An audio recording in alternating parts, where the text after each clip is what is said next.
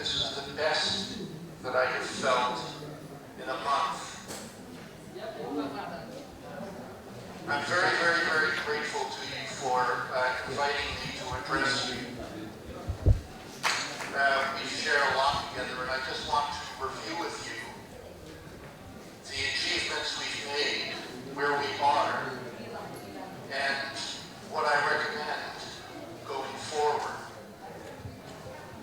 First, let me just say that our work together now extends beyond 4 years. It's in its 5th year.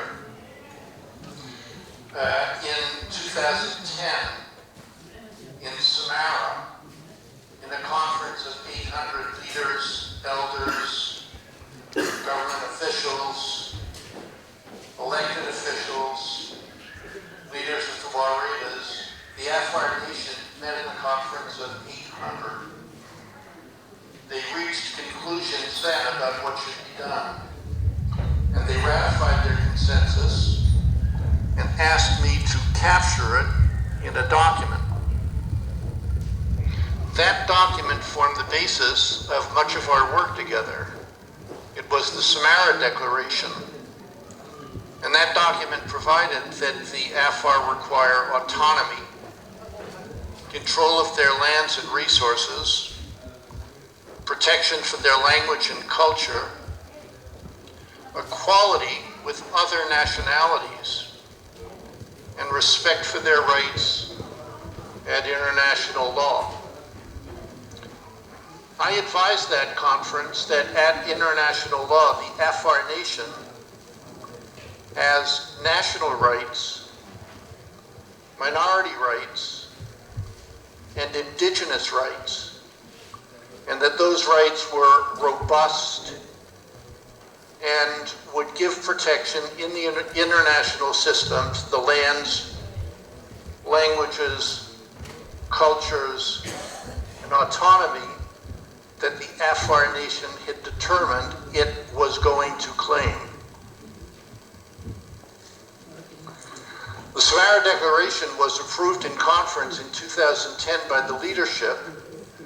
It was opened for signature by ordinary Afar. It was reaffirmed in conference of more than 1,100 Afar leaders in Samara in 2011. And it attracted the signature of more than 5,000 ordinary Afar. The Afar leadership then gave me a very wide mandate to advocate for Afar rights in the international arena. I accepted this mandate in 2010, and I set to work.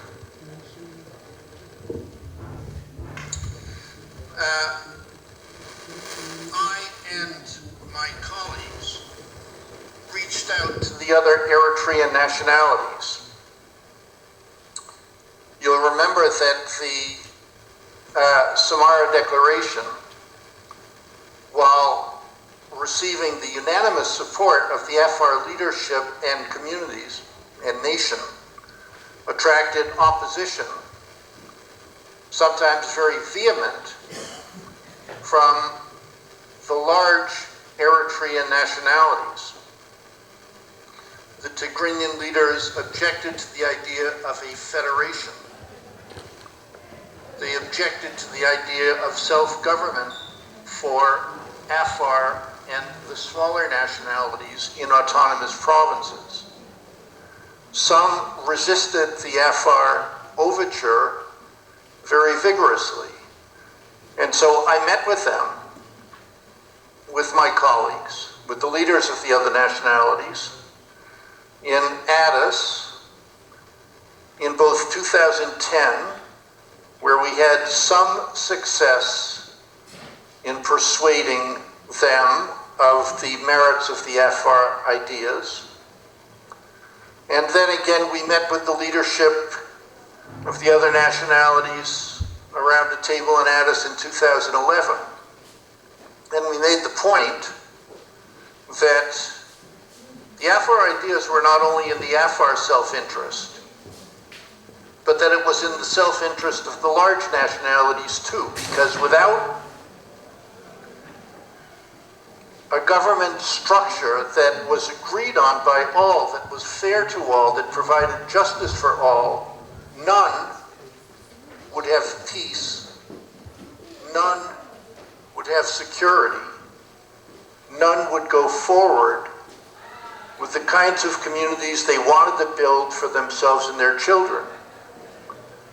And we were successful in 2011 in persuading all of the nationalities around the table, including the Tigrinian and Tigray, of the merits of the Afar ideas, and they gave us their assent to support them. Now that was verbal assent, and we'll have to see how durable that support proves to be. But in principle, it was a very dramatic about-face.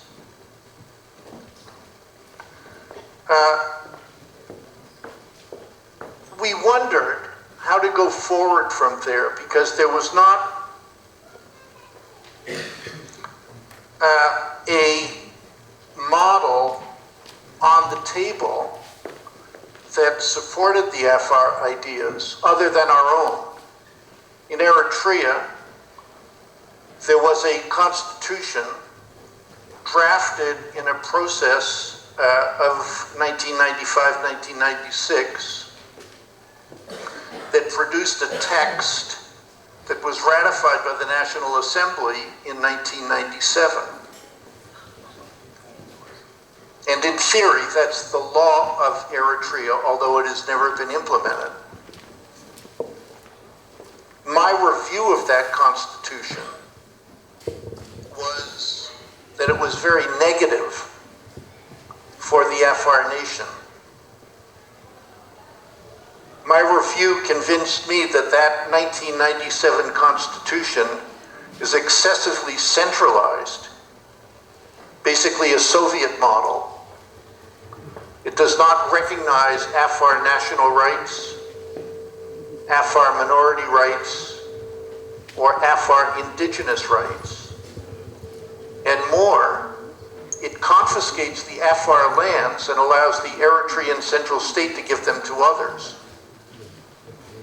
It gives the Afar no autonomy whatsoever. More, it tries to neutralize the Afar identity and subdue it into an overarching Eritrean national character, which the leaders would try to build. This, of course, is not acceptable to the Afar. The Afar identify as Afar, distinct from other Eritrean nationalities for language, religion, economy, way of life, culture, customary law, a long tradition and history stretching back thousands of years. And that is not going to be given up, now or ever.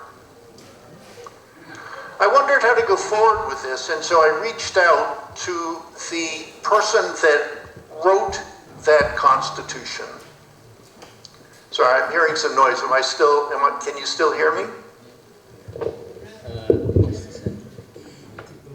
Am I still online? Yeah, yes, we can hear you. Can you hear us? Can you hear us now? Yes, I hear you. Can you hear me? Yeah, Yes. I just wrote you a little note saying that we are running late, so we hate to rush you, but there's other programs we're going, so we need to summarize a bit, please.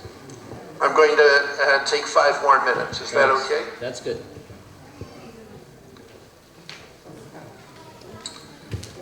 I reached out to Professor Barakat Selassie, who wrote that constitution, invited him to Ottawa in conference, and explained why the 97 model was not acceptable.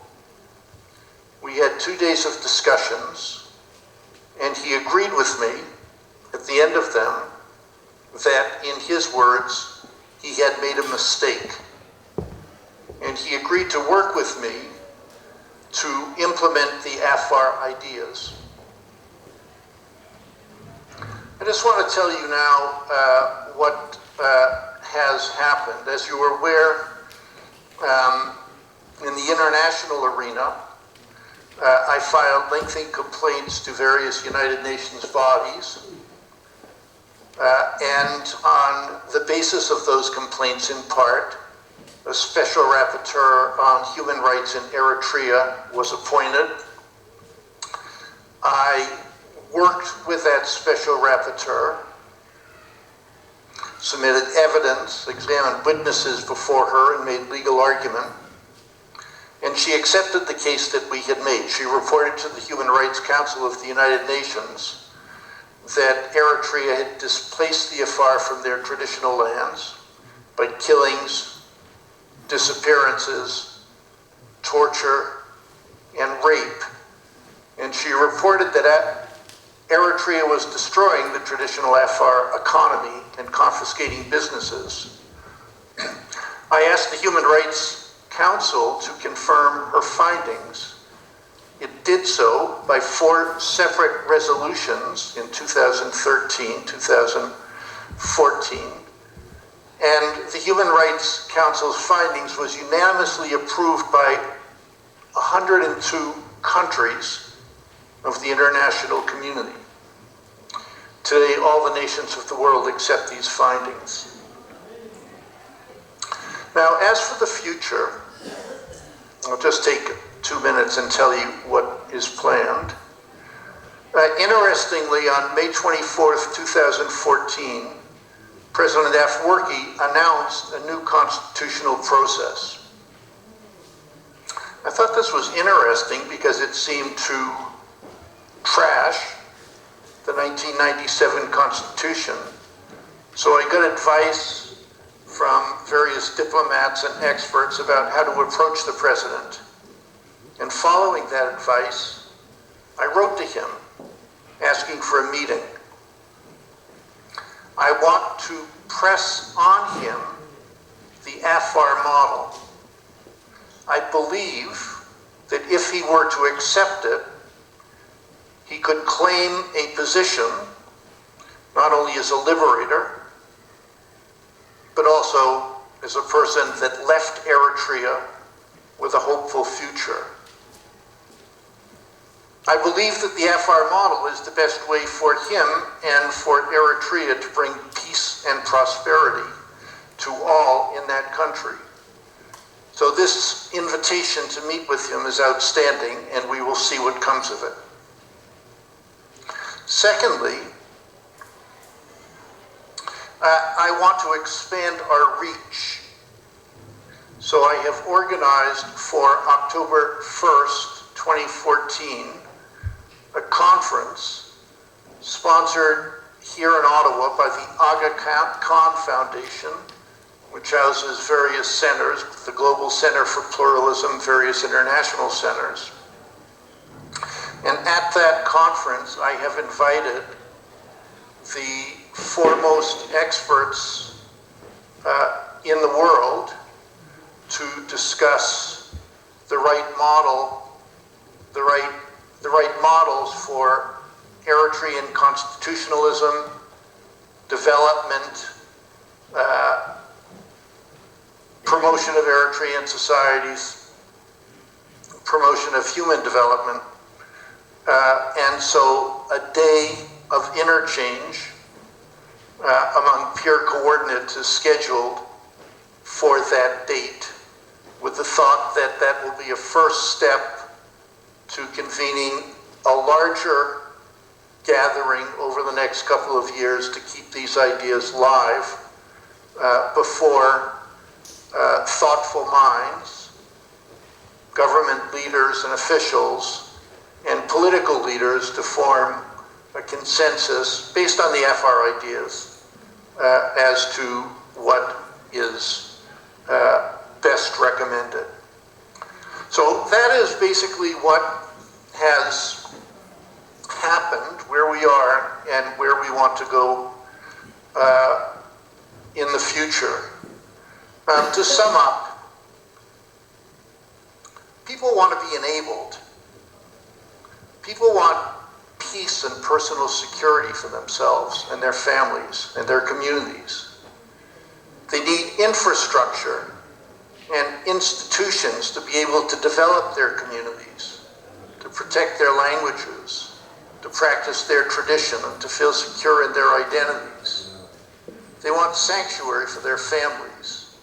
They want to develop themselves as people, to learn, to grow, to release their talents, to do meaningful work, which makes meaningful contribution to their societies and humanity.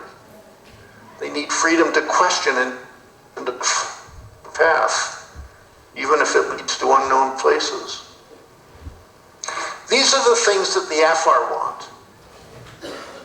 They want them not just for themselves, but for all.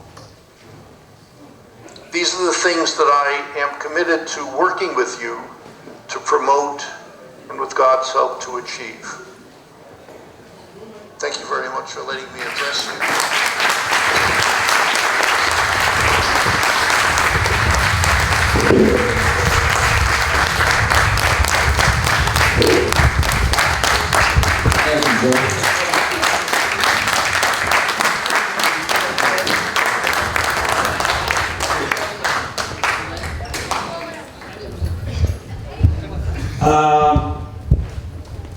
Good morning, Professor.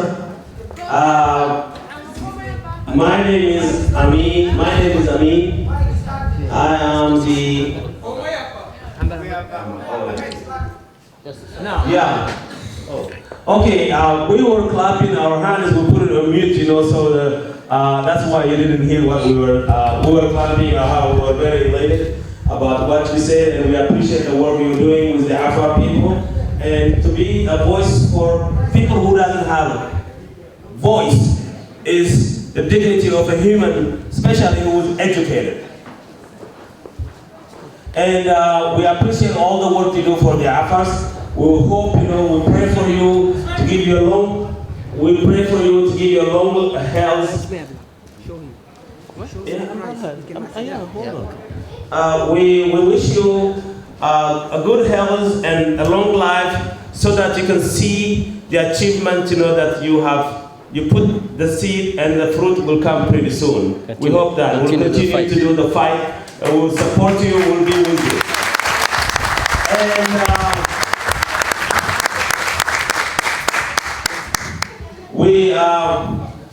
as you know, we are really in a very difficult situation. You have been in Afar land and you saw that, and things are much worse there too in Eritrea. We know that, and also in the Afar area in Djibouti, things are not really very good. We would like to see that you speak up for those people too, so that you know that the leaders and the international community at least give the people opportunity. That's all what they want, opportunity for peace, prosperity, and development. We have prepared for you a small token of appreciation, and we wanted to present that to you. I hope you see that. Do you see it? Yes, I do. Thank you very much. I appreciate that very much. Yeah, these honors that you give to me really are recognition of our work and success and brotherhood together, so I am thrilled to accept that. Yeah, it reads the following: Recognition Award to Professor Joseph Magnet, Madahaba, Afar Forum, in recognition of your outstanding achievement for advancement of the Afar people human rights and democratic rights, 2014. Thank you.